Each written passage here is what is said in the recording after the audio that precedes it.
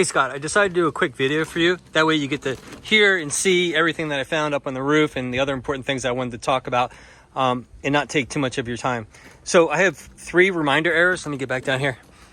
The first one is to talk about the drip edge. So we're going to replace the drip edge with your new roof. It can be either white or brown. And then the next arrow, see all the holes in the drip edge I wanted to point out. And then the next one is talk about the gutters. So I don't know, I've never even seen the commercial myself, but there's a Collis commercial that says if you buy a roof, you get free gutters. So I'm going to replace all the gutters with brand new gutters. Usually it's white or brown, but somebody recently did get almond. So if you want, you can have almond or white, I would think.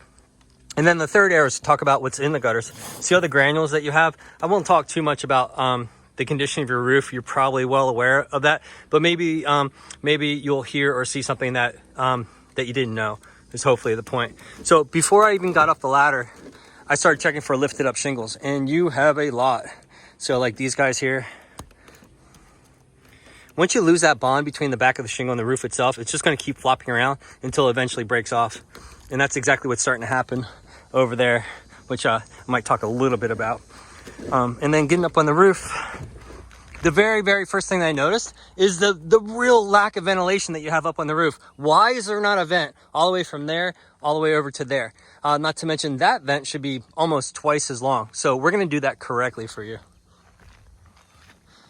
And then moving fast, I counted all the roof vents. We're going to replace those, of course. You have 2 2x2 skylights. I would definitely, no, without even question. I mean, there's only literally plastic separating you from hurricane force winds. So we'll use the 2x2 glass, hurricane rated impact skylights. The solar pool panels. Just let me know what you want done with those. We can gladly dispose of those. I would say it's about 50-50 the amount of customers that want us to just trash and dispose of the used solar panels. Just let me know. And then real quick, last 20 seconds or so, let me talk about how we're going to redo your roof correctly for you. So imagine this with me. We're going to remove all the shingles, get down to the bare plywood roof. Anything remotely bad, we're going to replace regarding the plywood. I've included 2 full sheets of plywood with your new roof replacement. I would maybe even maybe just back pocket the idea of 1, well, especially with the pole panels, if there was ever a leak, maybe 2 extra sheets of plywood. So just so you know, you're acclimated to the idea of a few pieces of plywood that might be replaced. If not, great. I mean, I've walked your roof. It's in very stable condition. It's in very good condition. There's 2 building codes that have been upgraded in the recent past couple years. The first one says re-nail the plywood to the roof trusses. It used to be every 12 inches. Now it's 6. We go every 4 to 5 inches.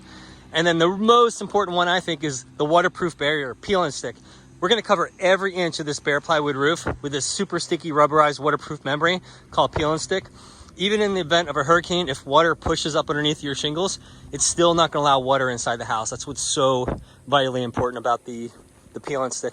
And then on top of that, we'll put your 30-year Owens Corning architectural shingles in whatever color you want. I would definitely, kind of like what you did here, but maybe in a more 15-year, more modern version, pull out those highlights in the stones. Let's see if we can catch those real quick.